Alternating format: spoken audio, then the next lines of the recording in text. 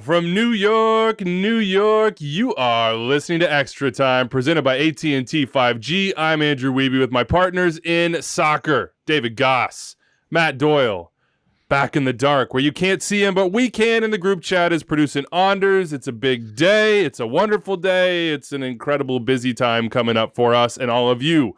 World Cup qualifying coming. We're going to wrap up week 4 today. We're already a month into the MLS season. U.S. Open Cup starts this week. There's so much going on, but I want to start with this. Shout out to my guys, Henry and Tony in Kansas City, who gave me big-time capital with the wife. She thinks I just sit down here in my basement and basically do nothing all day, which is not entirely untrue. But in having Henry and Tony here in Kansas City say, hey, I listened to the show, it proved to Mindy that it's not all a complete waste of time. So did you are Henry and Tony people you invited to your house to explain to Mindy that you have a real job? No, Henry and Tony did it on their own. I didn't even have to bribe them. I didn't pay them $1. They just popped up in our lives, in our day-to-day, and just said, hey, really enjoy the show, man. What, like at the grocery store? Stuff. No, well, we got some ice cream on Friday night. Henry helped us out and happened to mention that, not only is he a big ETR guy, he's a big Wichita Wings guy, which, he just like drilled his way straight into the middle of my heart, to the core there. And then we're having brunch, and Tony comes up and says, hey, really enjoy the show. So there's the community out in the wild here in Kansas City, 2 sightings in 1 weekend, giving me legitimacy where I previously had very little. So it's wonderful for me. Wow. Real political capital with the wife. We got an email from a fan going to KC in a week or two for a game, who asked if you'd be there and want to meet up. So I will be here. Do it again. Meeting up is difficult for me. I have 2 children. You should pretend that one's casual, that you didn't. That's a good point. Just like, oh man, Mindy, somebody just walked down the driveway to have a barbecue with us. Yeah, big time. Look, but it is a big week for us. Thanks to Henry and Tony and all you out there. The reason we do this show and it's enjoyable is 1, because we get to spend time around each other twice a week talking about soccer, which we love. But 2, there's nothing that I enjoy more than hearing from somebody that this show is something in their life, whether it's important or unimportant, or on Mondays, they're like, hey, 5 p.m. Eastern, where's this at? I have podcasts, I have shows, I have things I set my life around. And to hear that some of you do the same with Extra Time is it's awesome. Look, watch-along shows coming for the World Cup qualifiers. We've changed our format a little bit. We're going to have DeMarcus Beasley on during U.S.-Mexico with us, live on Twitch, live on YouTube Live. The MLS channel's on both of those. We'll send out the links, the promo material. But come join us. Come hang out. Have it be a second screen. I cannot wait to see how Run DMB reacts to moments in the game, but also what stories that we can pull out of him. And we'll do these watch-alongs for every single U.S. and Canada game, I think all the way through the World Cup. We're changing things up a little bit. Everybody's got a post-game show, and we still do, but we'll be through a pre-game as well as during the game as well. How you feeling, Doyle? I saw some of your tweets over the course of the last couple days or so, and it's a little bit... I think I went to sleep last night and Doyle was starting a thread, and I woke up and it was an essay. It feels a little bit fraught. So lay back on the couch here and just tell us how you're feeling, man. I feel miserable. I feel pretty miserable. World Cup qualifying is just absolutely brutal, and I keep going through... in my mind, remembering the moments that this group of players or the coach kind of left points on the board by overcomplicating things, not finishing chances, giving away a couple of bad goals, and put this team in a situation where, look, I mean, it's a good situation, right? Like, win at home against Panama, and you are no worse than 4th place. That 4th place game is a 1-game playoff in Qatar, likely against New Zealand. That is a game where the U.S. would be strong favorites. But it's also a 1-game playoff, so it would be nerve-wracking as all hell. But there were a lot of moments where it could have gone different. And so I'm miserable thinking about that, and then I'm miserable thinking about what's to come, because this is, by any measure, this is the U.S.'s toughest window. At the Azteca to open, at Costa Rica to close, in the middle, a home game against a Panama team that has been playing with a level of intensity that the U.S. has only shown the ability to reach against Mexico. Yeah, I mean, it's It's not great. It's not great. It's not terrible. It's not terrible. The U.S. still controls their own destiny, but the U.S. controlled their own destiny after winning against Panama at home 4 years ago as well, and the percentages were in their favor, and they had a much easier road game in that particular window than either of the road games they're facing in this particular window. The fan fiction Twitter thread is really what got me. Of just like, well, but what if if they win this game, but then Costa Rica could win this, and then we would lose, and then we would be out. And what am I doing? It's 4 a.m. I can't sleep. Math is math. Math is math. Costa Rica and Panama have 2 home games in this window. Costa Rica's road game is at El Salvador, who are already eliminated. Panama's road game is at Honduras, who are already eliminated.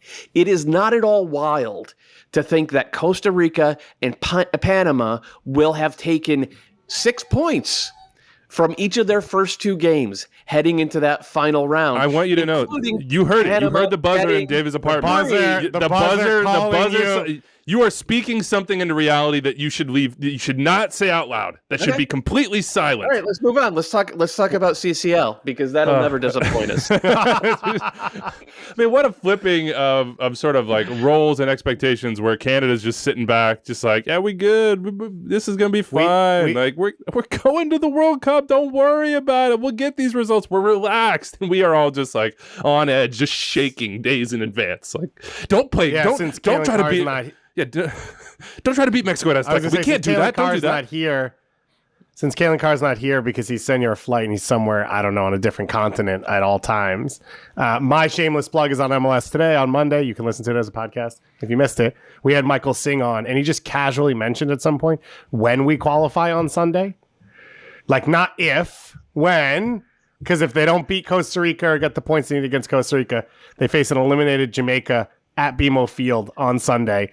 It's a foregone conclusion for them, and at worst, right now, if everything went wrong, they'd be in 4th. And it was like, oh man, what a casual flex to just be able to say the word when and not if, and just be cruising and chilling. Yeah, it sucks. It's the start of a stressful 9 days or so. Yeah, March 30th. That's when it all concludes. We'll be doing the live shows. We're doing the watch along. Sasha Kleshin's going to join us on that 30th to watch all those games at the same time and experience it together. So if you are thinking, boy, I just don't think I can sit at home by myself or whatever it might be and experience that misery alone, join us.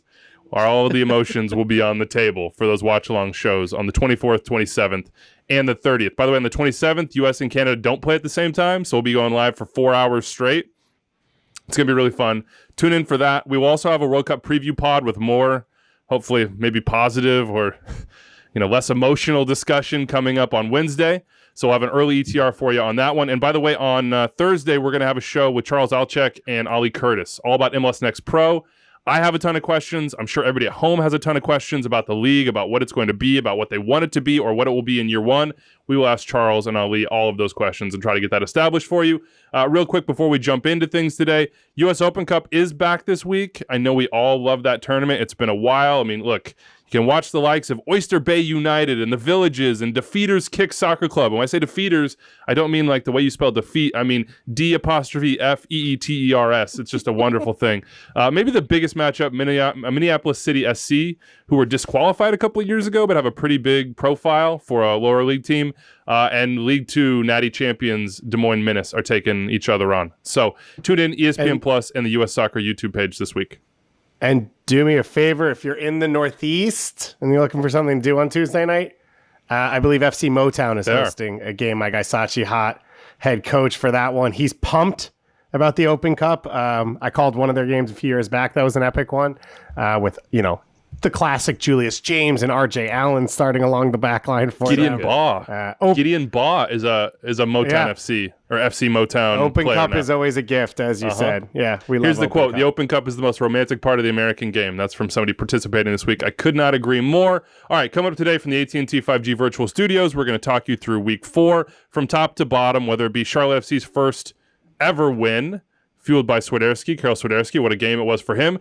Speaking of the World Cup qualifiers in the U.S., it's nice to have Jesus Ferreira scoring hat tricks and putting some of those finishing questions to bed. We'll talk through that. He's our U22 player of the weekend, and we'll take a closer look at maybe who has things to be concerned about so far. 4 weeks in, there are a couple teams that fall into that one. But look, shout out to our winner in our Extra Time Fantasy League, FC AC Castello, who put up 119 points, and they're a genius. They looked at that schedule. They said, I see Inter Miami, and Brandon Vazquez is on a heater. They captained Brandon Vazquez, who got 2 more goals this weekend. So congratulations to you there. Let's start with the best thing we saw in week 4. Doyle, get us started. What was the best thing I saw in week 4? Oh, God. On Saturday night, Henry Kessler. It's more the best thing I heard. Susan and I were doing MLS After Dark on Saturday night, just running through the day's events on Twitter. And like Henry Kessler showed up in the listeners and then requested to be a speaker on the show. And so Susan invited him in. We had just been talking about the Revs, who had a very rough week with that, fall on their face moment at the Azteca, or at the Estadio Olimpico, I should say, in Mexico City against Pumas, and then losing 3-1 to Charlotte. And yep. Yeah.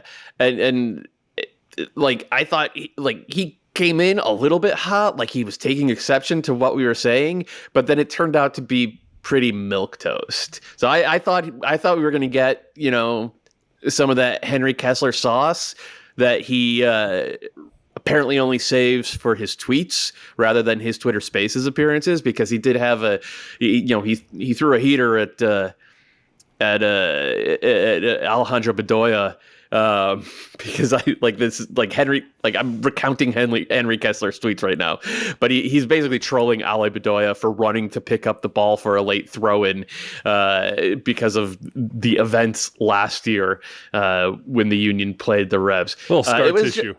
It was a good way for a young player with a lot of potential to stay in the conversation, even as he's recovering from injury.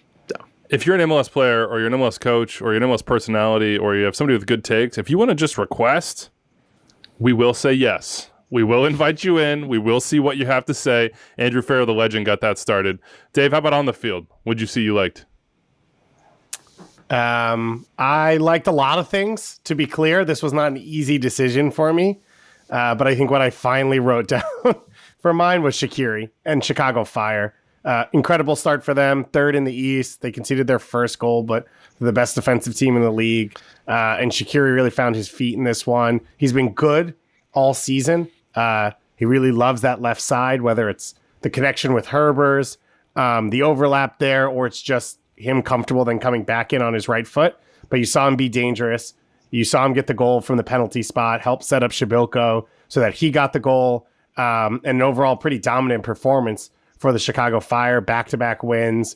As I said, towards the top of the East, Edger Hendrickson in his first year as a head coach, getting back-to-back wins. And it's wild to think how historic this start is, and then the history that the Chicago Fire have. But it's been such a long time.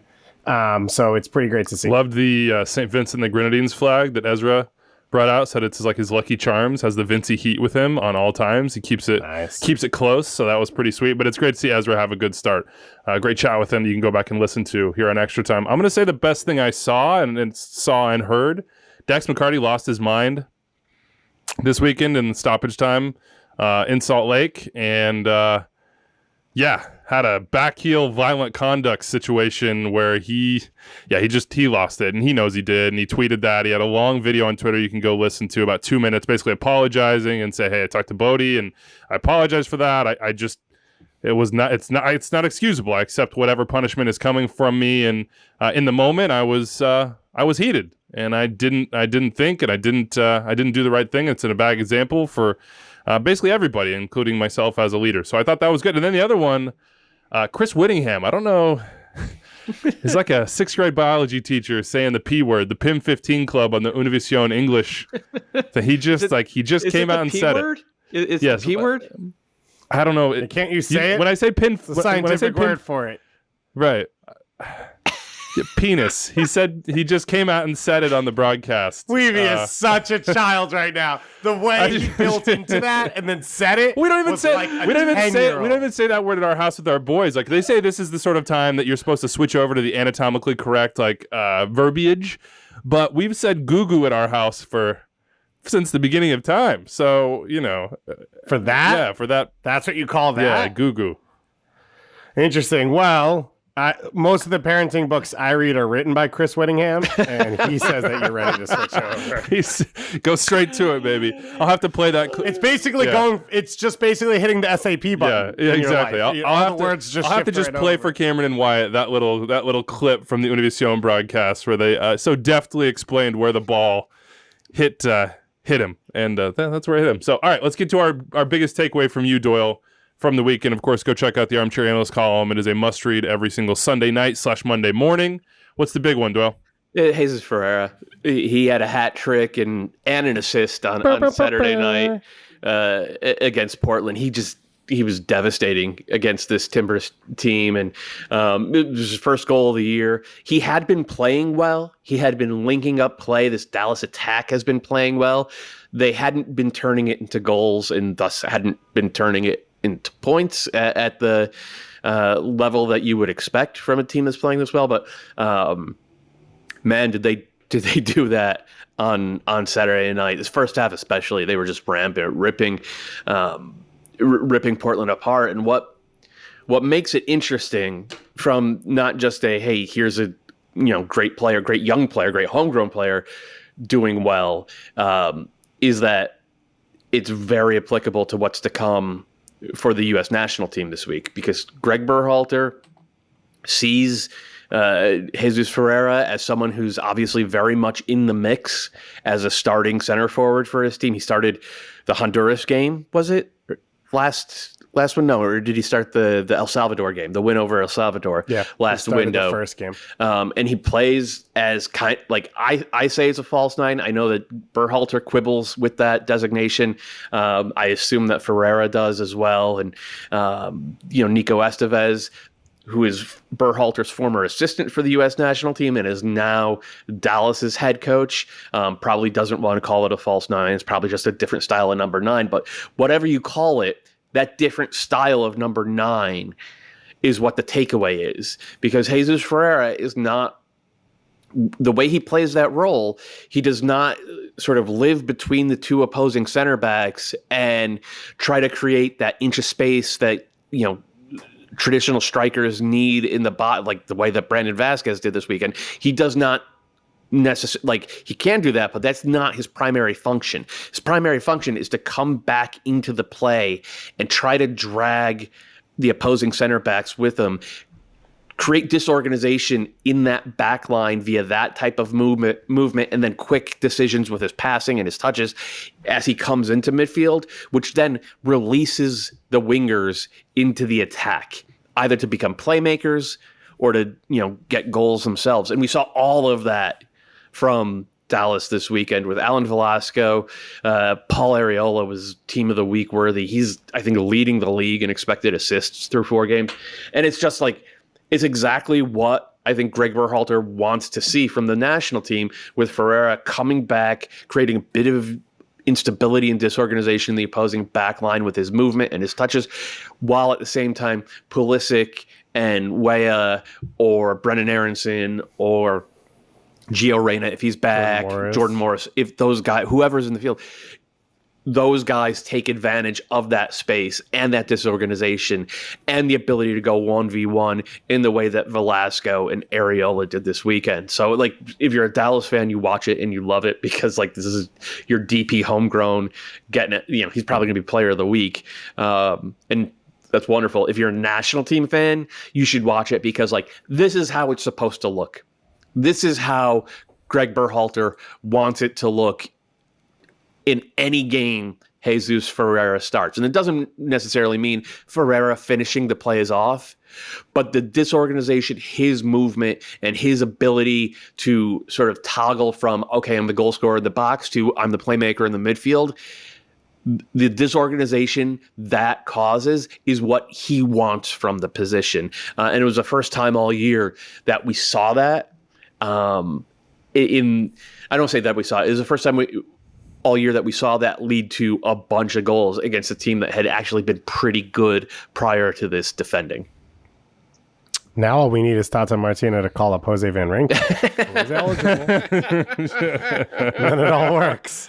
It is really fun to see him sort of drop into that space and then make the other team react and see how they react to him in different stages. Like after he gets the first goal, Timbers, and you wrote this in your column, and they have to change.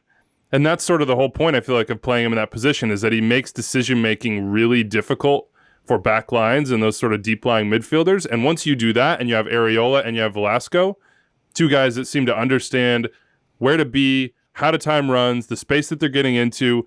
For instance, on the first goal, Areola makes a perfect run across after Velasco gets in behind from a great ball from Paxton, but then he dummies it. He knows that Ferreira is following that.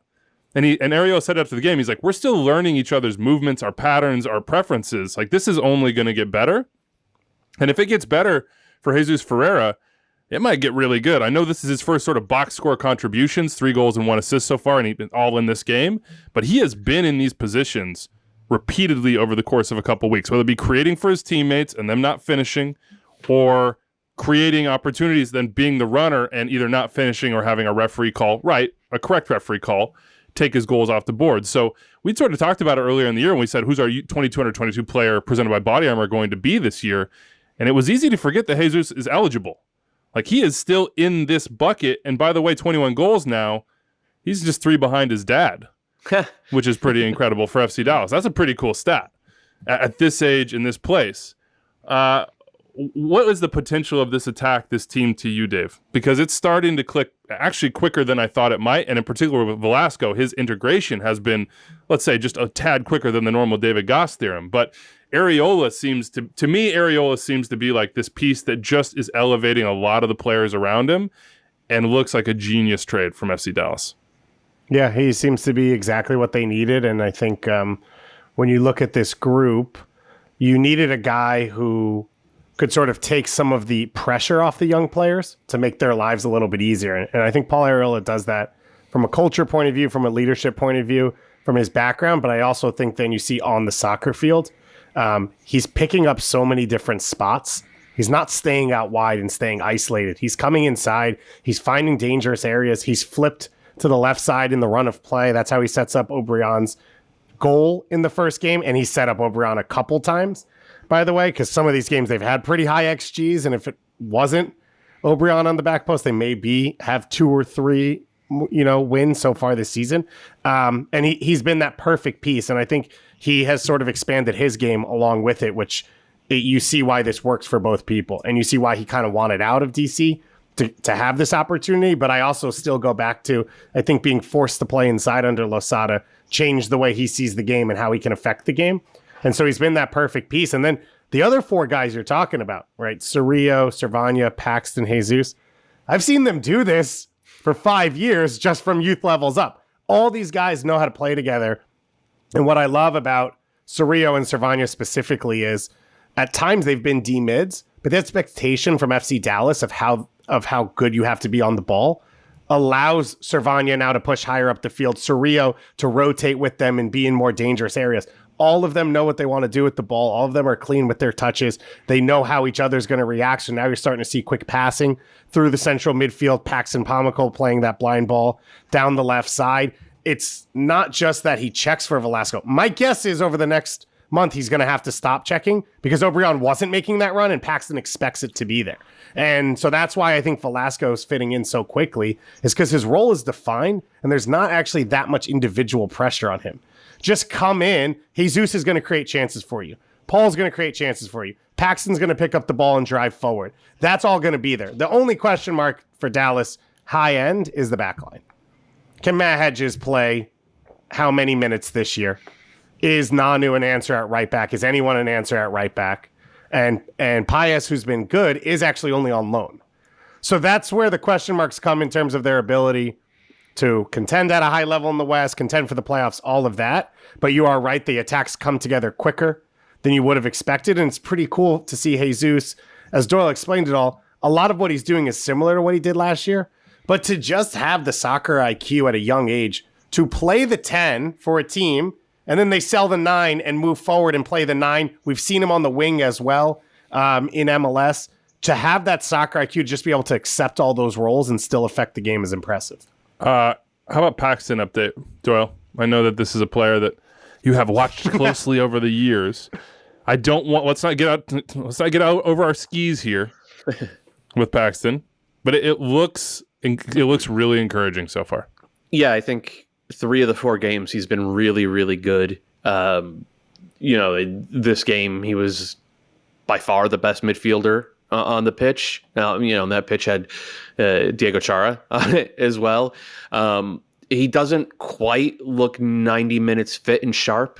I don't think he's played 90 minutes yet in any of these games. I think this one they took him out with about 10 minutes left. Last week it was about 20 minutes left.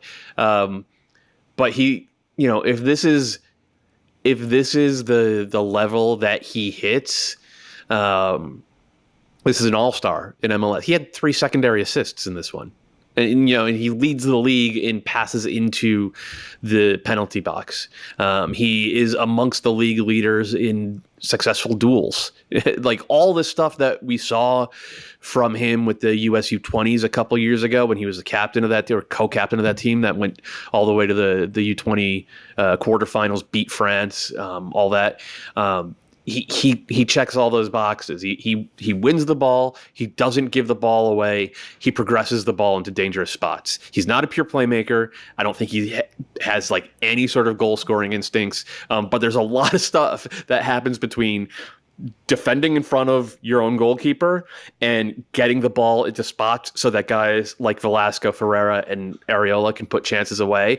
And Pomykal does basically all of that. And honestly, I wish he was on the U.S. national team for this coming round of World Cup qualifiers because the U.S. is thin at the number 8 with injuries to McKennie and Eric Williamson.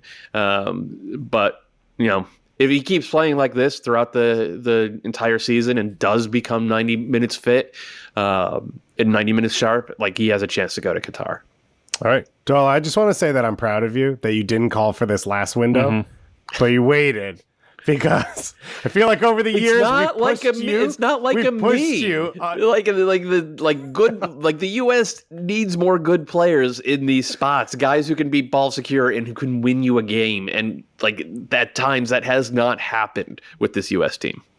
But congratulations to Jesus Ferreira, our 22 under 22 player of the weekend, presented by Body Armor. And big props to Benjamin Reich, who hit us up with a photo. Says he took four people to their first MLS game this weekend. I think it was a sellout, actually, in Frisco. Yeah. And everybody said, we want to come back. That's awesome. Get some Pied Piper going, baby. Get some beers, get some stadium food, get some Jesus Ferreira goals, get a hatty in you. You're going to have Street some Patio Cafe if you've got time pregame. There you go. A little pregame if you... Kellen Acosta special, chicken Alfredo. Oh, yeah. Yeah, I forgot about that. We seeing him there be like, we're the only ones here. What's up, Kellen? Real quick, you said the XG leader in MLS right now, Paul Areola, and I think it's actually Lucas Elarayan, but it also, while we were talking, I sorted for the XG leader. Who do you think that is? I think you said XG twice. Yeah, XA, expected assist leader. This is True Media via Stats Perform. Paul Areola has it by 0.02% over Zelarayan. As for XG leader, I'm going to go with Brandon Vazquez. He is third. Chicharito is second. And number one, according to True Media via Stats Perform, Dominic Baji is the god. Dab god. Derek Etienne. Derek Etienne, let's go. We'll talk more crew here in a little bit. I thought that was a funny note there. Let's talk Charlotte. Had to rock the jersey for him today. First ever win to get it at home against New England. I'm not going to say it's predictable. It's a great result for them. New England coming off just the absolute gut punch. That was that 3 goals, then PK's exit to Pumas in CONCACAF Champions League. But let's narrow in on 2 things. One of the things is just how Miguel Angel Ramirez wants this team to play and whether or not they're meeting that threshold. And then the other, I think, obviously from this game is Karol Swiderski, Dave, because this is maybe not, or at least what we saw in this game from Swiderski is maybe not what I thought that they were going to get. And this is strictly based on watching highlights with Poland and in the Greek League, where he seemed more like an arriver in the box somebody who needed service in certain areas and then was pretty efficient in those spots, rather than what he showed in this game, which was 0.05 XG, watch me find the bottom corner. You know, like, hey, shot from a crazy angle that I should not be able to finish against Earl Edwards, bang, off the post and in. Like, those are some real, we paid big money for this guy. These are difference maker moments, especially that first goal. I mean, the little turn at the top of the box, the left-footed with the dip to have the bounce in the right spot to find the corner after a 17-pass buildup. I mean, that is everything that you want your team to be if you're a Charlotte fan. 100%. And I think the first name that came to mind this weekend watching him was Ruidíaz, a guy who does the things he does well at an elite level. And so, yeah, he's not going to pick up the ball, beat 5 guys on the dribble, and create a chance like Vela does. But a quarter of a window for him is a full window for someone else to get a shot away, to take that clean touch. We sort of talked about it. I have to interrupt, David. I have to interrupt. Anders is absolutely losing it in the chat. Absolutely losing it in the chat. We won't include the expletive, but get Ruidíaz's name out of your mouth. The best part about this was we were talking about him in the group chat on Saturday, and we talked about sort of what he's good at, and Anders says that's not good enough for a DP in MLS anymore. And then in my head it was Joseph Martinez, Chicharito, Ruidíaz. All those guys are those guys, right? Yeah. Chicharito doesn't build up for you. Nope. He doesn't create. Joseph doesn't really create most of his own chances. He's had some assists this year because he's had to. That's what all those players are. And I think with Swiderski, the thing that stood out to me, both when I was there for their opening game and over the last 2 weeks, is he's clean in his touch. There's no wasted movement.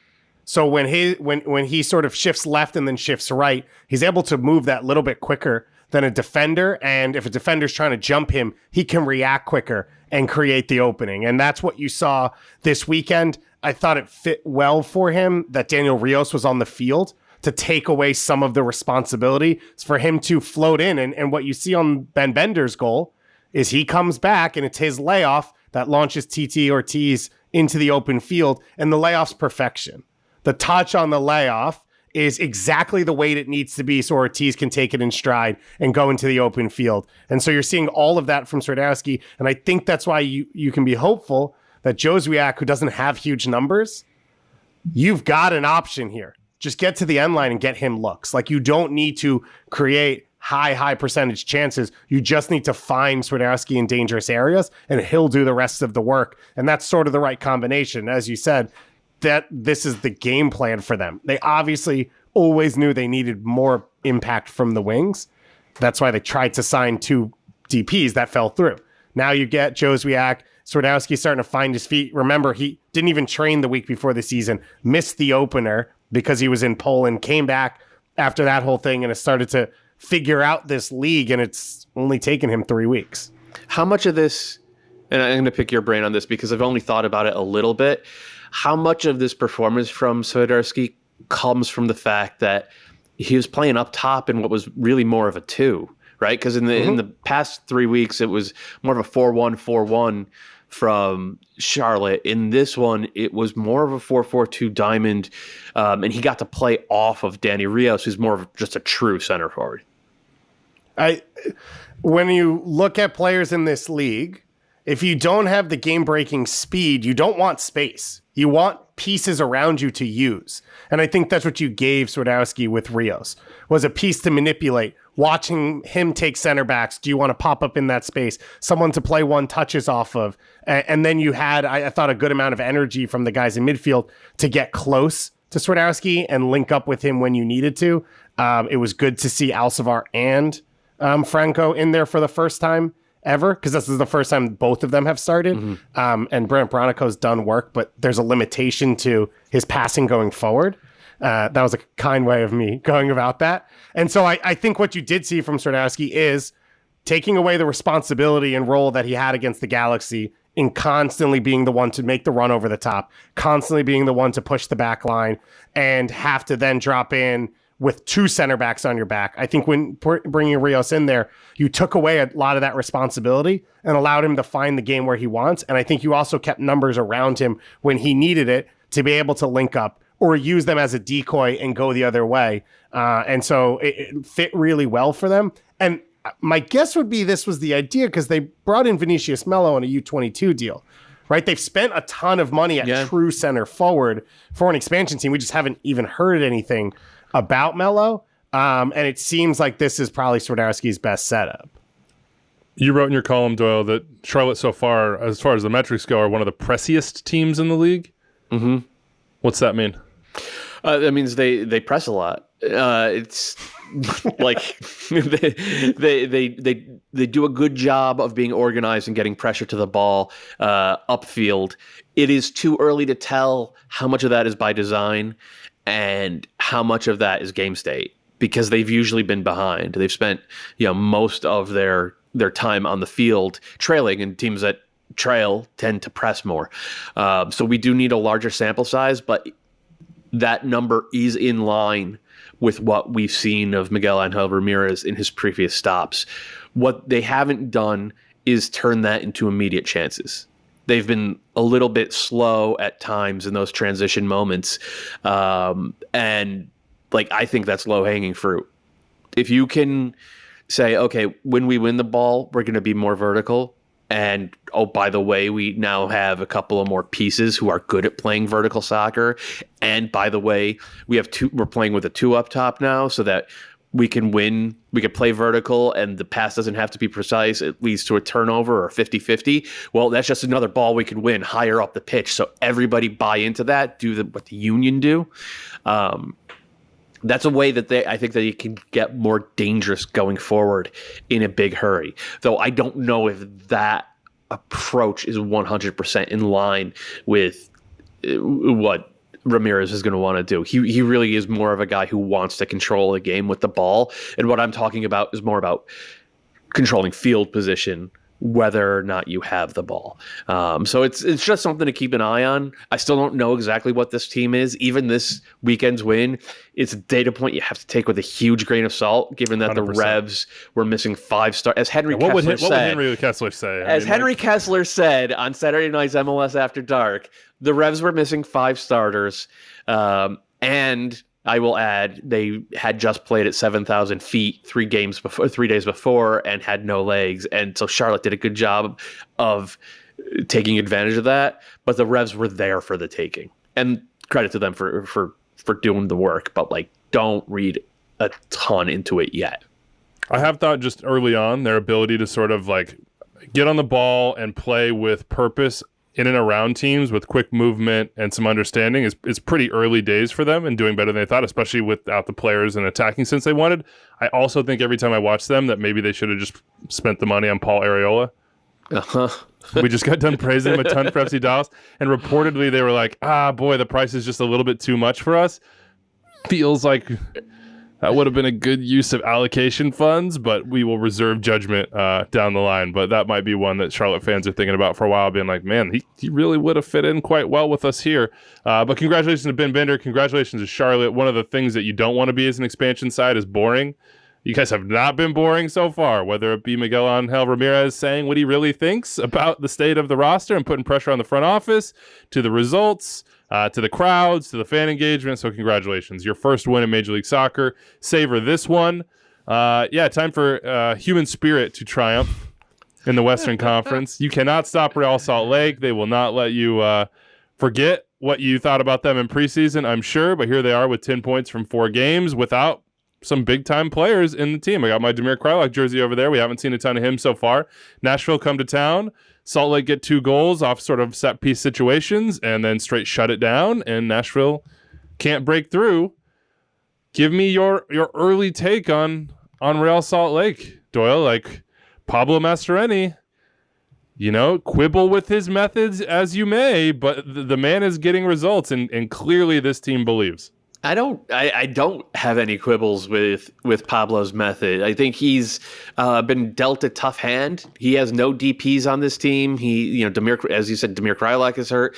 Aaron Herrera's been hurt. David Ochoa's been hurt, and he's out there getting results. And I'm going to read one of Pablo's quotes from the postgame presser. From my perspective, all the soccer stuff aside, if you don't have the right character and mentality, then we wouldn't have the chance. It's a game that's unforgiving, and you have to earn the right in these games. I could go through a list of things we didn't have, but I'll tell you what we did have: character and mentality. And I love that quote because it's raw as hell, right? Like he's seen, the preseason predictions. He's heard, I'm sure, media, whether it's local or us or national media, say like, yeah, RSL does not look like a team that is built to compete right now. And I'm sure that's bulletin board material, but it's the same thing that Jesse Marsch is talking about with Leeds. Did you see that interview with Jesse Marsch the other day? Yeah, he didn't talk about on the field for 7 minutes. Yeah.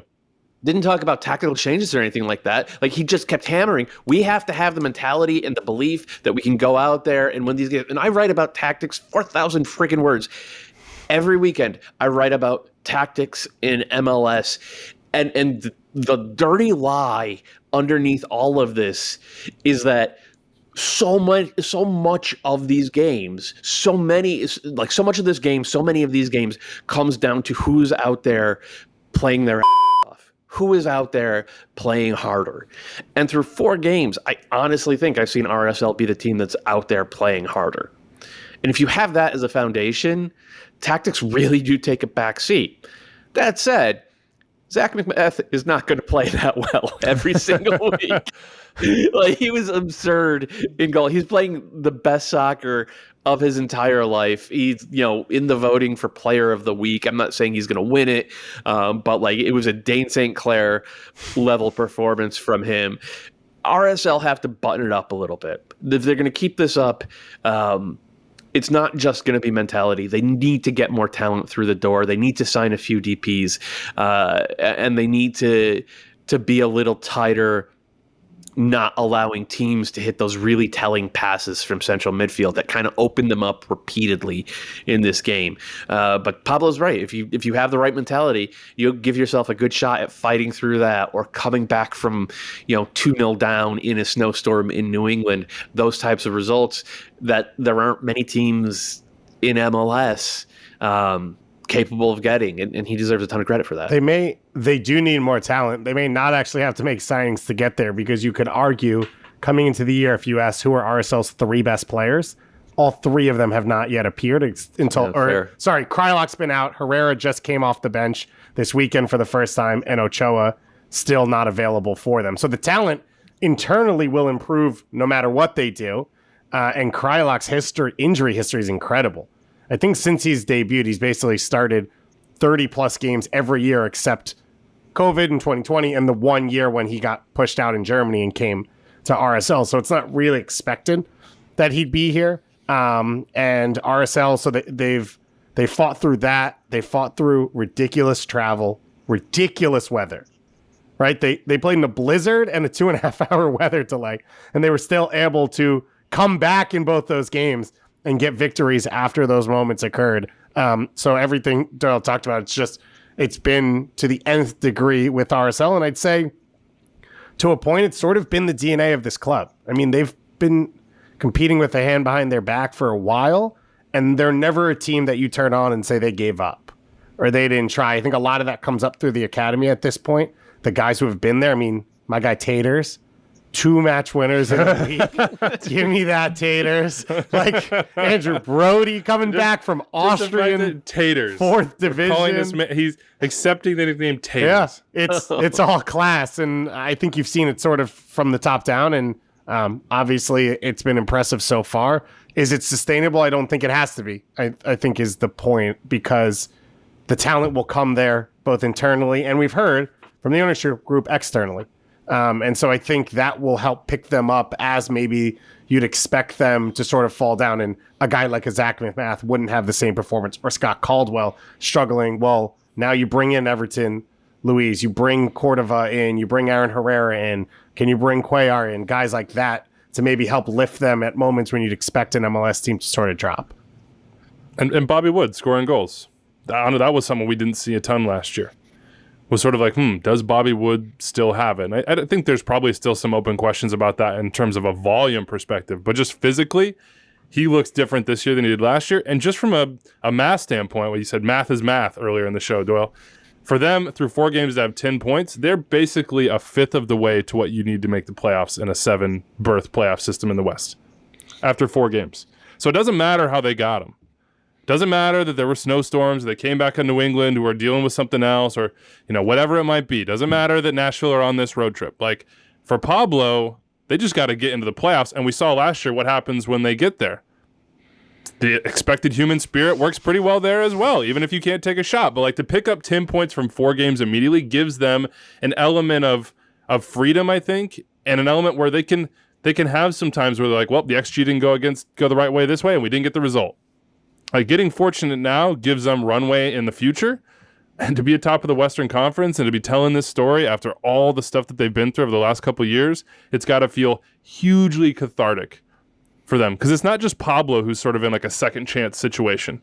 There's a lot of guys on this roster are in that are like second chance type of guys. Even Demir, you just talked about, he got pushed out of Germany. Bobby Wood, same sort of situation there. Across the board here, whether it be guys that came up through the academy, came up through Real Monarchs, whatever it be. This is not a team where you're like, oh yeah, this is just tier 1 dudes. It's all guys that can truly buy into what Pablo is selling, and you can feel that 1, they know what they're doing, 2, they're committed to it, and 3, bumps in the road are probably not going to derail them. Yeah. Probably not going to be a team that loses a couple games in a row and just packs it in and is like, well, we're effed. Guess it wasn't meant to be. I just feel like this is one of I'm not going to say that they're like, hey, they're going to be in the top 4 at the end of the year, but I just don't think you're going to watch Real Salt Lake and think, they gave up on this. This is too much for them emotionally or psychologically. And in this league, in any league, it's a pretty important attribute to have through 34 games. A lot of crazy stuff's going to happen. Anything to tack on here? I mean, anything on Nashville's side? The fact that they still stink defending set pieces is the weirdest thing in MLS. And we know this is a super weird league, right? This is maybe the weirdest soccer league in the world. Nashville's a dominant defensive team from open play. They were easily the best in the league last year, underlying metrics, one of the best in terms of just raw goals allowed. They have a very good keeper. They have, always 2, often 3 aerially dominant center backs. Gary Smith likes to play with a big target striker. So that's a 4th guy who could defend set pieces at a high level individually.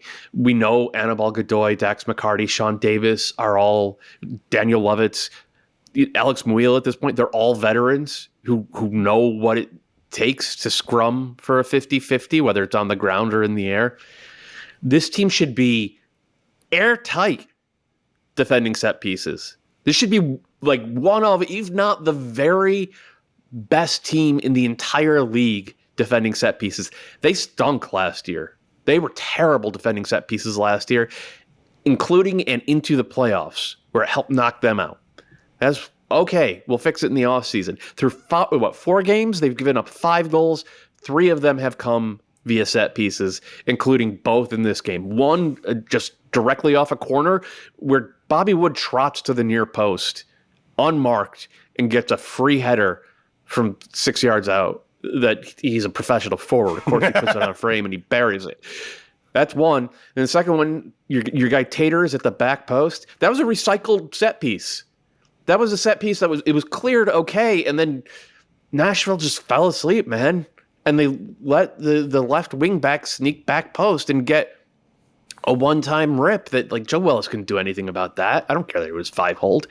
It is the weirdest thing that this team that has so many ingredients that you would point to and say, they're going to kick your ass anytime there's a restart, just gets murked every single week from dead ball situations. If they figure it out, they're MLS Cup contenders. If they don't, they'll still make the playoffs, but they might not get a home game. It's so interesting because Daniel Rios said this week in Charlotte, he was talking about the difference between Charlotte and Nashville. And he sort of brought up that in Charlotte, there's more of a focus on okay, how are we building with the ball to attack? And in Nashville, he said the focus was so much on 11 players, attacking players included. How are we organized? How are our defensive principles coming through? How are we preventing chance creation at every single moment? And you see that in the system from open play for Nashville. Everybody understands what they're doing. They're extremely hard to break down. They push you into areas you don't want to be and where they can defend comfortably from. And you're right, Joel. It's so strange that from this is a specialist thing, right? You can practice this. You can have instances. You can have truly a robust set piece only sort of game plan. to fix some of these issues. You can go back and look at all that tape. So it's just kind of baffling that we are in this position once again.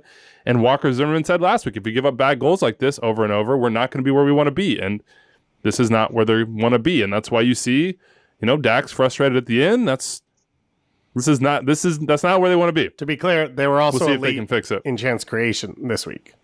And they have been a couple times this season. It just most of it. Did you see the Daniel Lovett's first time ball? Everything the fell first to time him. shot. Yeah.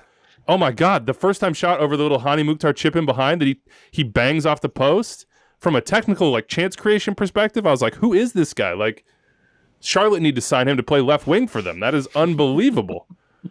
Anyway, let's move on here. How about Brandon Vazquez? This year's Brian White. 4 goals, 2 last week, 2 this week. FC Cincinnati have a winning streak. That's what's up, man. When they flashed to the bench after he scored one of his goals, and you saw Pat Noonan dapping up Kenny Arena and Dom Kinnear, I was like, oh, this team's going to be so much better just on people that know the league and will we talked about the mentality with RSL. Well, the opposite was true in Cincinnati, right? Mm-hmm. It just felt like crumble FC, hey, a little bit of trouble, and we're just going to fall down all over ourselves. It feels like they flipped that switch. Now, competition, you've got to ask some questions about that. Inter Miami they might have that gene, that crumble gene at this point. But Brandon Vazquez is a player, man. He's doing a lot of things really, really right, Dave. Yeah, and he's kind of always done some of those little things well. He just has never finished before and gotten himself those opportunities. And now you've got the pieces around him that can sort of take advantage. Matarrita, a threat down the left side. Lucho playing at a high level underneath him. And I'm sorry Kalen's not here this week because it's another Dom Badji game. Dom Badji just gets in spots. He's an effective MLS player. It's not pretty. It's not exactly YouTube reel quality, but it's always there and it's always effective. And Vazquez then, again, doing it. He should have had a couple, I thought, against Austin in the opening week. And since then, he has found his chances. He's finished confidently. I mean, start with the fact that he's carved out of stone. Dude's 6'3", just built, can run, can cover ground. And so from an athlete point of view, this is what people have been waiting for. This is why he got to Cholos in an academy setup when they were one of the best groups at promoting players through in Mexico. It's why he was a U.S. Youth International. It's why Atlanta United was excited about him and why other teams were competitive about trying to get him off that team when it looked like he wasn't going to get playing time there. There's always been this interest in him because he has all the aspects. He's a good technical player. He's an unbelievable athlete. He sees the game pretty well. And now you're starting to see him get comfortable and, it all come together, and think about what Brenner can be off of him.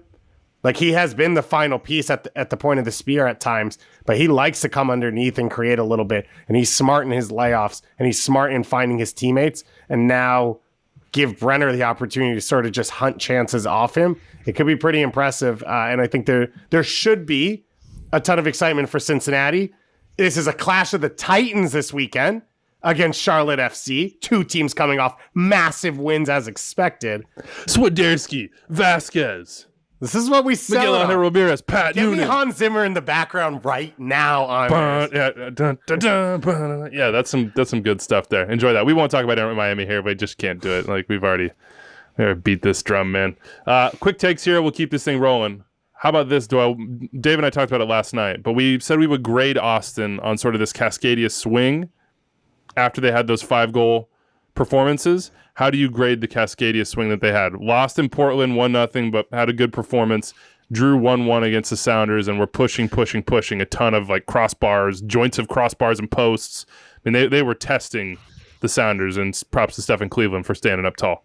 Yeah, I give them a B, maybe a B-, because they only got 1 point out of these 2 games. But these are, 2 of the better teams in the league. I think we all kind of agree.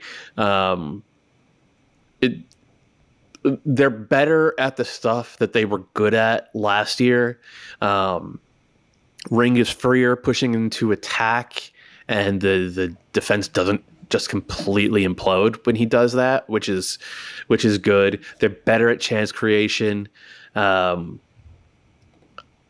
like both wingers, though neither is dynamic enough on the ball to really make the most out of all the space that they get. I think you could have, like, they don't complement each other, right? Like, both guys are clearly, Diego Fagundes and Cecilio Dominguez, both guys are clearly starting caliber players, but they don't, like, one of them has to just be able to annihilate you off the dribble, and neither do. So that limits them. And then the other limiting factor is their center forward play.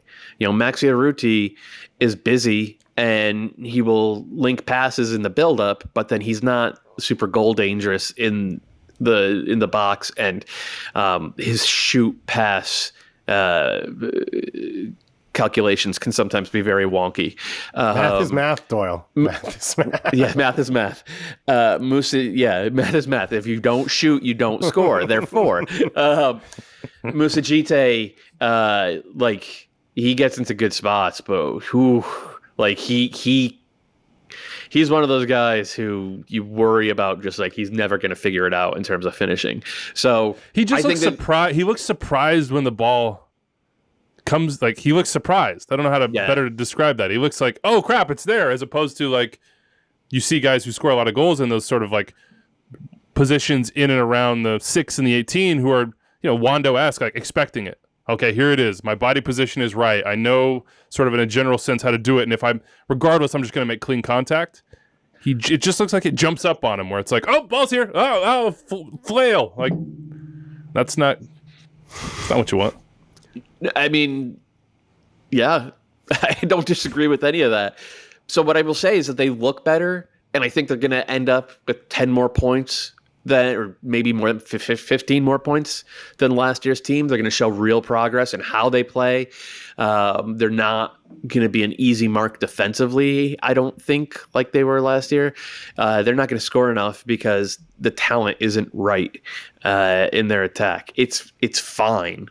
It's just not, like, they'll probably need to reassess what to do with those DP slots and those U22 slots after this season, I think.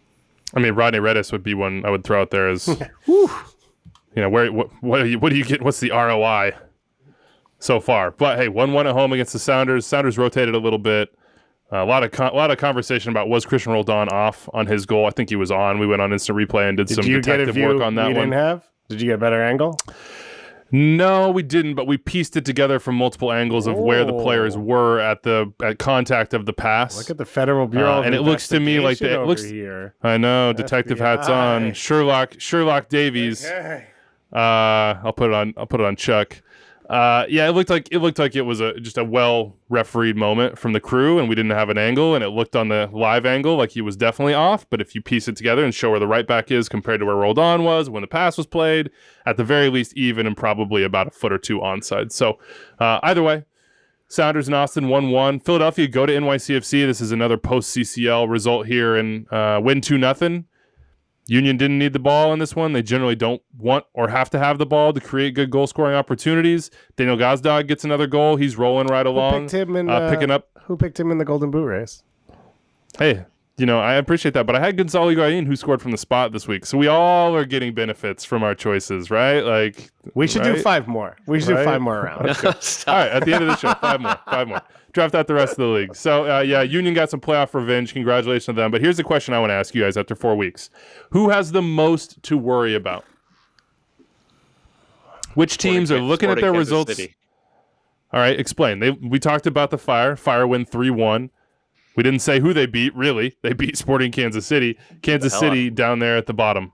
Not all the way at the bottom of the Eastern Conference, but in an uncomfortable, relatively unfamiliar position for them. Yeah. Alan Polito's out for the year. Shallowy and Russell were out for this game. Gadi Kinda is still out. What is Kinda's injury? I can look it up. It was from the preseason, so they knew he'd be out for about a month plus. Yeah. Like, that's a lot of high-end attack missing. I'm sure, like, I suspect that Shallowy and Russell will be back and will be good. I don't think they'll be as good as they were last year.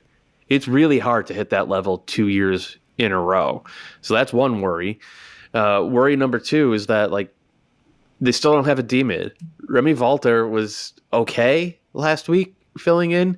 This week he was a turnstile, and I don't really blame him because it's hard to play that position in a new formation. Like they went to 5 at the back, which Peter Vermees never does. It didn't help. And then the elephant in the room is that, I mean, Andrea Fontes was awesome last year up until about early September. And then he was okay. And then he was pretty bad. I will stand for no Andreu Fontes slander. The man takes his children to the same park that I do. You know he was my defender of the year last year. He was my defender of the year last year too. He was I know. he was so good kidding. for that team, but he's in his mid-30s. And he's not a super quick guy. So the thought was, okay, well, once Izimat Marine gets healthy and plays next to him, they'll complement each other and they'll have that chemistry. They'll be able to cover more ground and put out fires that were turned into blazes with last year's team. Izimat Marine might not be that guy. He has looked uncomfortable defending anywhere upfield. He's okay in the box, but he can't really scramble that well in transition. He doesn't take away space. And Fontas, for all his gifts as a defender, he needs a partner who can do that. And the trade-off has been like, okay, they let Ilie walk. Ilie was Fontas's partner in central defense for most of last year. And the bet was, okay, with those two guys, like, yeah, we can't defend in transition at all, but we'll control the game with the ball. We won't make mistakes. And that worked really well for a good chunk of time. But now they don't even have that option. It's tough. Add on top of that Graham Zusi is not in his prime anymore in his showing. Tim Melia had a shocker this weekend. He's not in his prime. There were a lot of red flags with his underlying numbers last year. That's gotten worse through 4 games this year. Yeah, these were, you could see the frustration for me. These are 2 goals where it's like right through him. Yeah, just right through him. I expect him to bounce back and be a pretty good keeper for the rest of this season. Sporting might need more than pretty good, and this is a team that's like, they're just really old at a lot of spots, and it looks like 3 or 4 of those guys have maybe hit too old at the same time, and they're not going to get 35 goals from their wingers again to bail them out, and they don't have their DP center forward all season long, and they still don't have a D mid on this team, and like that's a long list, and I still bet on Peter Vermees to figure most of it out. But even figuring most of it out might just push this team to the fringes of playoff contention rather than being the Sporting Kansas City that we've known every year since 2010, with the exception of one. And everything Doyle said, I agree with, and I think it's all the ceiling of this team. But how often did they lose the possession battle last year? And I don't think it's all down to Ilya. I think some of it is the game plans that they're using so far. It doesn't feel like they're looking to dominate the ball. They've been on the road 3 of the 4. For sure. Just that's context. And the Atlanta game, they kind of got run off the field pretty quickly, and then they started to piece things together. But you just look at this team, and every piece that's in the team are in there because they're decent in possession. No one's in there for other reasons, right? Felipe Hernandez, Remy Walter, all the options they've brought in at center back and left back besides Isimat Marine. All these guys are in the team because you're good in possession. Dominate the ball. There'll be a ceiling to what you can do because you won't be able to beat Seattle like that maybe in the playoffs. Maybe you won't be able to do it to LAFC, but you'll win games week in and week out, and you'll be competitive, and they were not competitive this weekend. And then if you're just not playing to your talent, then I think that's a problem. But I do believe, as Doyle said, I think they'll get there, and they'll be competitive throughout the season. Even with Brian Wright and Ryan Gauld out, it just felt like we went back in time with Vancouver of just being toothless. And it just felt like there was no avenue to generate chances. They're not able to control midfield at all. So everything has to be in transition. And outside of a few moments from Dahomey, There is no fluid attack. Positive and negative. Yeah, 100%. There's no fluid pass the ball, attack, dude. and it's felt that way the whole Pass season. the ball. The whole season, it's felt like, where will chances come from? And there's no one who's beating guys 1v1. There's not a ton of quick movement with the ball to get into spaces. It feels close to a Mark Dos Santos team, which I think maybe Mark Dos Santos noticed on Sunday night too, because he was super happy to be on the LAFC sideline, it looked like, at the end of that game, and not on the other one. And so that's a little worrying to me, because I think a decent amount of what happened last year was momentum, confidence, culture, all the stuff we talked about with Pablo. And if that's gone away, is the pure talent there? And is Vanni Sartini a guy who can find different answers now that it's a different challenge? And I'm not sure about that. I think you've obviously taken a step back in goal, and that's not a knock on Thomas Hasal. It's just a reality. I think the backline's been worse, and Florian Jungwirth just has to be a starter for this team. Whatever you think of him as a player, they play their best when he's in there. The central midfield, they have no answers, and they have a million options. So that's worrying for them. And then you look up top, and I think I've been too harsh on Cavallini this season. He looks fitter. He has been involved in a lot of the good things that have happened for them, but he's not a DP center forward. And Brian White, it'll get better. But at some point, 5 games into the season, if a guy's not healthy, you got to be worried about how much you're going to get out of them. And so I think for Vancouver, they've taken steps back. And I thought part of their advantage this season was that they would already be ready to go, similar to what we talked about with RSL, to pick up points early, to get ahead, and then maybe you start to have issues, you have something to fall back on. Now they have to chase again. Definitely chasing. What about Montreal? They're down there at the bottom of the East. I know we can point to CCL, but bro, I'm never going to worry about a team that has Ismail Kone on their squad. Get out of here. Really big positives. I was just going to say, Ismail Kone into the Canada squad, just a legend. He hit the bingo board this weekend of like every possible action that he could have. But then also you're up a man and you draw a game that you have no business of ever dropping any points from. And you got to look at Sebastian Breza at the end of that game. I texted the group chat. He was flying this weekend. I was like, what the hell is that? Dave, you want to blame it on the wall. I still think it went through the wall. I've watched it. That was like a center cut. That was a center cut free kick from way back. Like, Brooks Lennon didn't even hit that thing with pace. Brooks Lennon didn't believe that was ever going to go poorly. It goes through the wall. You are a wall. If it goes through, he can see the ball the whole time. Wait, that's not how you set up a wall. The point is not that you can't see it. The point is he's shaded to one side so that the wall covers the other side. The ball didn't go to either side. The ball was in the middle of the net. But okay, continue. Mostly the middle quadrant. No, he hits it through the wall. The purpose of that is so that he doesn't have to cover that space. Wow. But he does poorly. I don't disagree with that. You're a wall apologist. Yeah, for sure. Clearly you're on the side of I don't know who was in that wall. They're not good at it, and they probably shouldn't be anymore. I'm not giving the wall any credit here. I'm just saying. I would say this, though. The biggest issue to me about what happened with Montreal was they could have killed the game off. Up a man. They had moments in transition. They were lazy. They were tired. Fine. But it just felt like they felt like the game was over, and they didn't have to put the final nail in the coffin. And it's a pretty inexcusable way to play a professional soccer game, especially on the road against a team that will probably be a rival for the playoffs. Overall, not worried about Montreal. They don't have the depth to challenge, I think, in 2 competitions at a high level. I think they pushed a lot of their resources towards CCL. I think they'll be fine in MLS. Not only do they not have the resources, they especially don't have it now. Like, they've got a ton of injuries that they are dealing with, but I like what I've seen for the most part from them in terms of the progression of their soccer ideas. Like Kansas City, 3 away games of 4. So you at least have that side of things. 2 trips to Mexico. At least we're giving up points away. We'll talk more Ismail Kone, I think, tomorrow.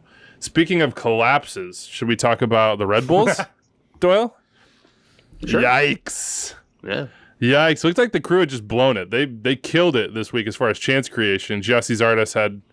I was between him and Sebas Ferreira for the worst miss of the weekend. Ferreira had a header in the 6 wide open that he let hit his shoulder and go over, and Jesse was wide open and like just decided to outside the boot with the right, and all he had to do was put it on frame. But tried to be slick. Didn't matter. Tried to be Didn't slick. matter.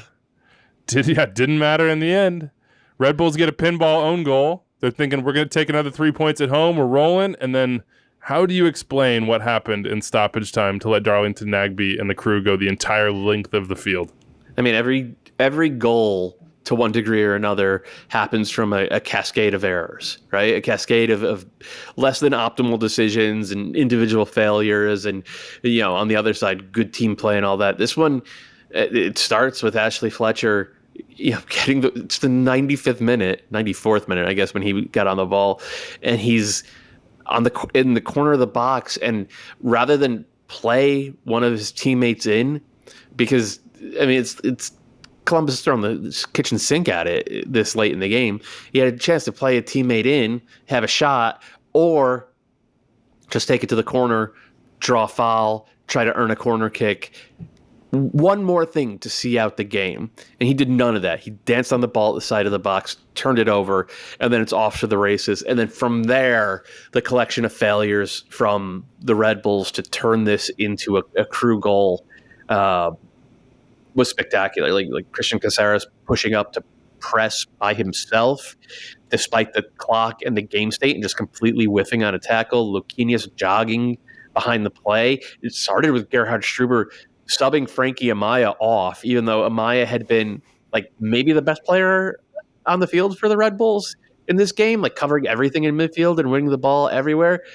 And that opened up a gap for Columbus, who were playing with 10 men, because Zella Ryan had been subbed off, or not subbed off, taken off with an injury, and they were out of subs. That opened the gap for Columbus to charge upfield, literally 110 yards or 120 yards, however long Red Bull the pitch is there, go from one end line to the other and create a scrum in the six, and Darlington Nagbe taps home. They deserve credit, though. Jossie Zardes made 2 separate runs just in this sequence that were devastating to New York's shape. And then the other one was the patience Luis Diaz showed on the side of the box to wait for the overlapping run. I've never seen Luis Diaz show any sort of patience. If he showed patience at all, given his gifts on the ball, and he would be one of the best wingers in the league. He's literally never done that before. So it was really well done by the crew to take advantage when nobody on the Red Bulls shut any of the doors that were just sitting there waiting to be shut throughout this incredible, inexplicable sequence of events. I thought you were then going to say, and then Darlington Nagbe made a goal-scoring run, which he never does. Well, here's the thing about that too. If you go back and watch the play, Red Bulls. Yeah. The Red Bulls had numbers, and then there's 2 crew players that come out of the midfield untracked to go back to guys jogging or making tackles that should not be made, and that's what changes it. That's why the patience pays off, because those 2 additional numbers, Giassi pulls the defense around, and all of a sudden the crew have numbers, and they're running at pace into the box. The ball arrives, it bounces around, and Nagbe's faster than anybody else. Like,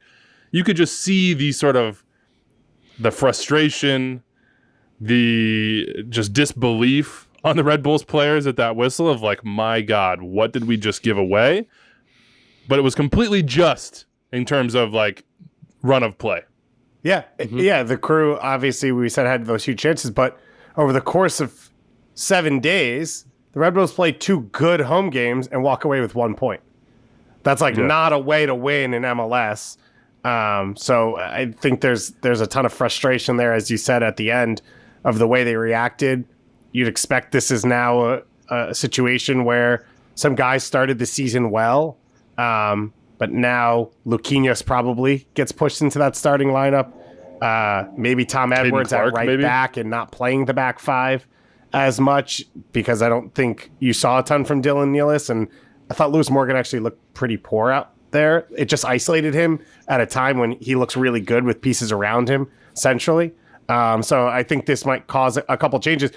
I thought Struber's comments at halftime were pretty telling on the MSG broadcast of it was slow.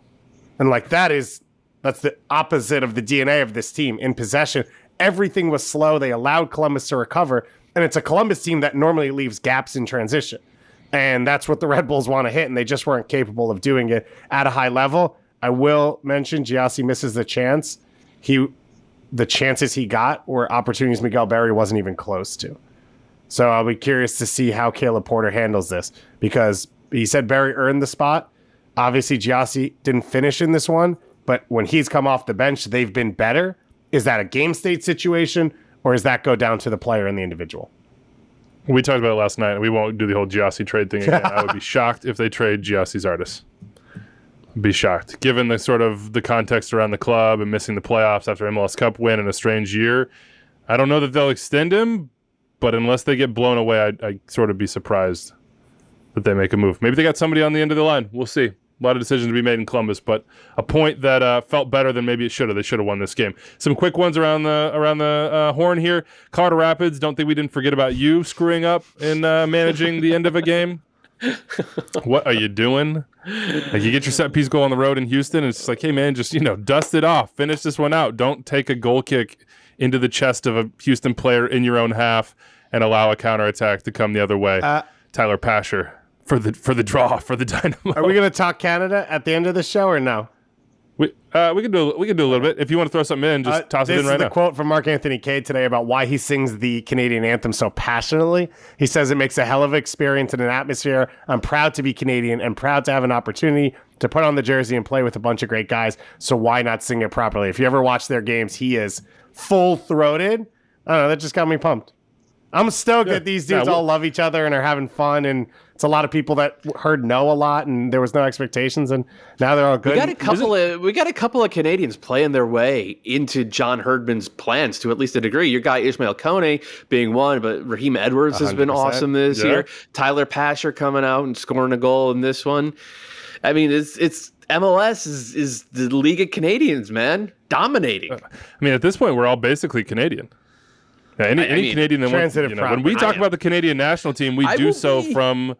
I will be rooting for Canada very, very hard on Thursday, because if they get a point against Costa Rica, that anyway, back to MLS. Look, then we'll finish it off. Toronto FC won their first win under Bob, I believe, and Taxi Fontas is going to arrive immediately for DC United. DC lost 2-1 to Toronto Galaxy. Losers to Orlando City at home. Facundo Torres, El Cuervo, the Crow, gets his first MLS goal. Well done for him.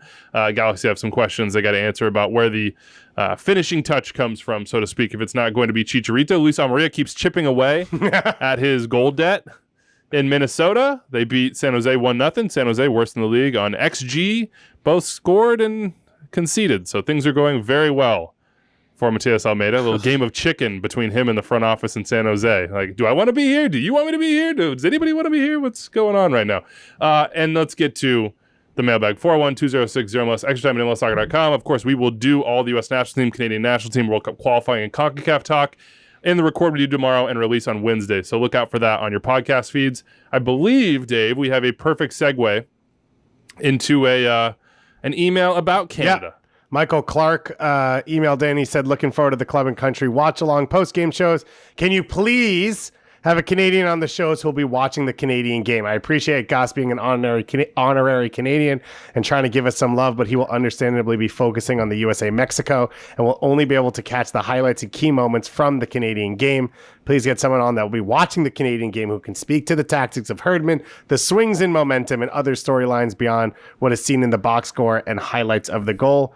Thank you, Michael. I appreciate that email because I've been saying the same thing over and over again.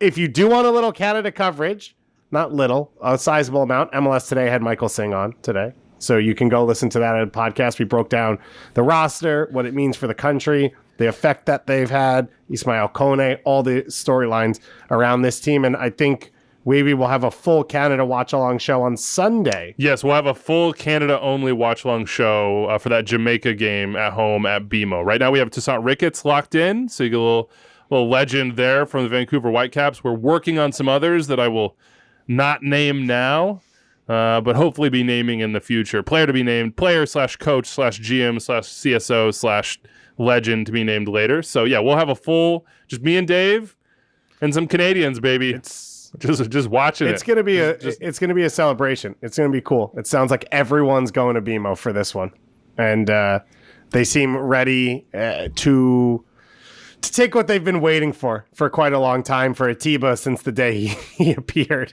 45 years ago. Can I close out on Brian here? Sure. So Brian Schneck. Is Atiba the Perry? No, I'm not going to do it. That's a KU basketball joke that nobody should be Perry subjected Ellis? to. I got it, though. You didn't even have to say his full name, and I got it. Yeah, we all know. Yeah. Brian Schneck says, am I alone? I do not care that the Revs blew a lead and got knocked out. I laughed when I was convinced NYCFC were blowing it. I assume most fans care about their club's success and not MLS success.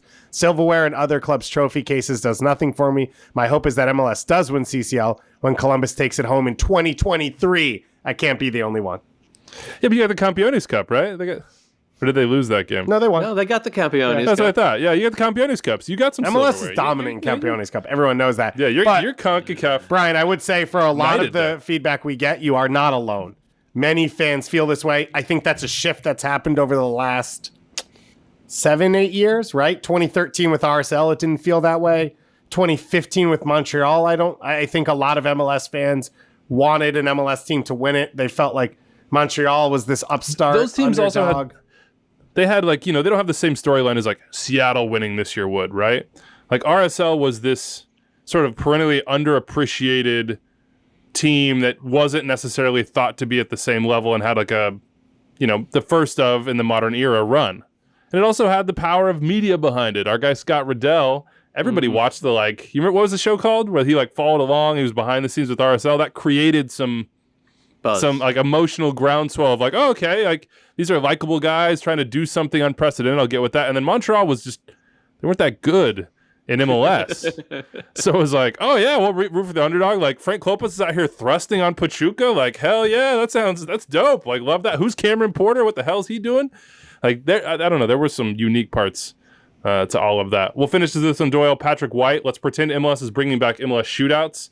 Among active players, give me the 3 guys that you would want shooting in a must-win game. Among active players. Active players. So active it's tough players. to do. Do you know why? What kind of player would you want? Well, this is what I'm steering you towards. There's only one person, only one player in MLS history who took 5 or more shootout attempts and was perfect. You know this off the top of your head? I'm not going to say off the top of my head, but people have been, our friends at The Athletic have been doing a lot of work on shootouts. Pablo wrote a story on it a year ago or so, and John Muller wrote one a couple of weeks back. So the data's out there. One person. So go ahead.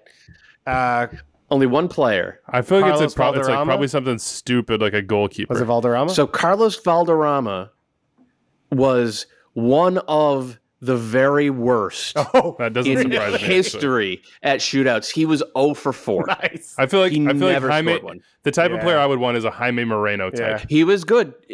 So the average conversion rate for MLS on those shootouts was 45%.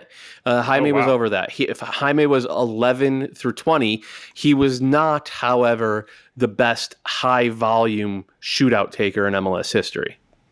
Is the best person Tom a Ramos? person? Is it like a center back or is it someone? So I'm going to answer Weebies first. Tab Ramos was very, very good. 7 for 9. Okay. That's excellent. It doesn't That's surprise me. That's It's top. guys with That's quick the feet sixth- who can that's the- unbalance an on-rushing goalkeeper and be quick. Fifth best all time. Oh, wow, there's some among even better. players who have more than 5 attempts. 5th best conversion rate. Winalda. Winalda, no.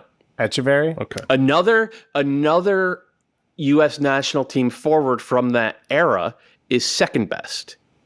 Another U.S. national team forward from that era whose last name begins with W is 2nd best. Roy Wegerle? Correct, 6 or 7. But he's Okay, not who was the number best. 1? Who was number 1 then? Do you want Give us a to hint. guess some more? I will say that conference? I will say that Eastern Conference. Okay. I will say that the 2 obvious guesses Preki. for high volume shootout takers who would be excellent are correct. Weeby just said one. Preki was 17 for 27. And Echeverry's the other Yeah, one? that one.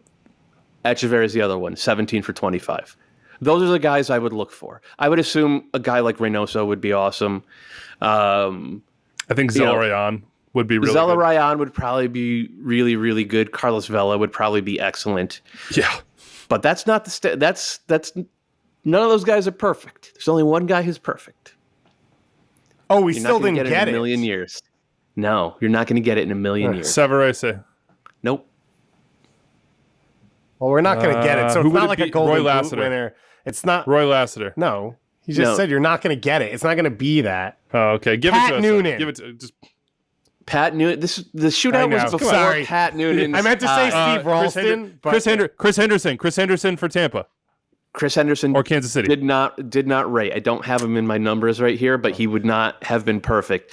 The only perfect shootout conversion, shootout taker was Carlos Llamosa. Oh, wow. 5 for 5. So it was a defender. Yeah. It was a defender. It was literally a center back who he might not have ever scored an actual MLS goal. Llamosa was a really good player, but this shocked me. The other guys in the top 5, Imad Baba, who you probably don't remember. Nope. It was 11 for 13. He was a legendary high school player. He was like parade All-American, maybe player of the year. It was supposed to be the next big thing. Never really translated it. Then Josh Keller was 4 for 5. Then you have Tab at 7 for 9. Miles Joseph. I was going to throw. 6 I was for going 8. to say. Yeah. I feel like I watched a game with those guys during the pandemic where there was a shootout and they were talking through that of different strategies, and it was Tab, it was Miles Joseph, and it was Savarese. That was a blast. There is one current MLS coach in the top 20 in terms of conversion rate, and one in the bottom 20 Head coach? in terms of conversion rate. Head coach, yeah. I'm going to say Peter Vermees is in the bottom 20. It's correct. Peter Vermees was only 2 for 10. Though, it needs to be said, he did score one of maybe the all-time most bad shootout attempt in the 1996 playoffs, where he took the ball from the ref, S.C. Baharmist, and he says, "If I shoot, we win." And S.C. says yes, and Vermees walks up, takes it, and converts it. It was dope. That's an MLS deep cut right Is there. Oscar Pareja the top 5? No. Nope. No. Greg Vanny?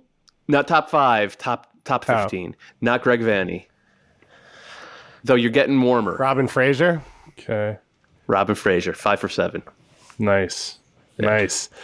All right. How about this? I'll finish this.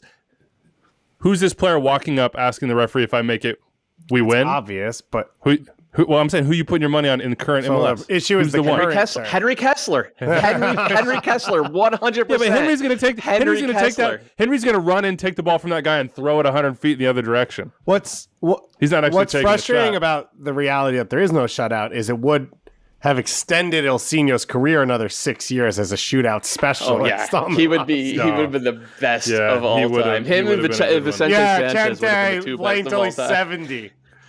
Yeah, that's wonderful. I'll throw out. Efra's a good one. From Anders. Efra's a super good one. That's a good I was call, thinking Jaden Anders. Nelson as well, of young players who are able to beat a defender or beat a goalkeeper and finish. Jaden Nelson, when we were doing this, I was looking up 1v1s, most 1v1s this year, and percentage wins on 1v1s.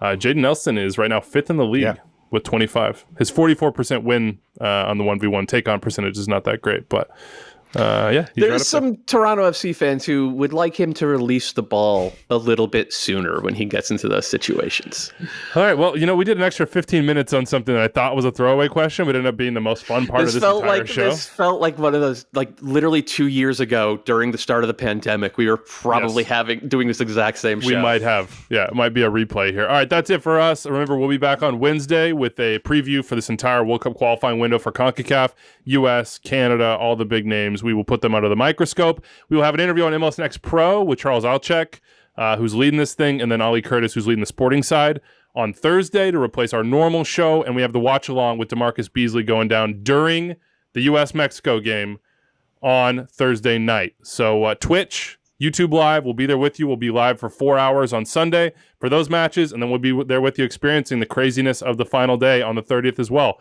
Enjoy your week, everybody. We'll see you real soon. Adios.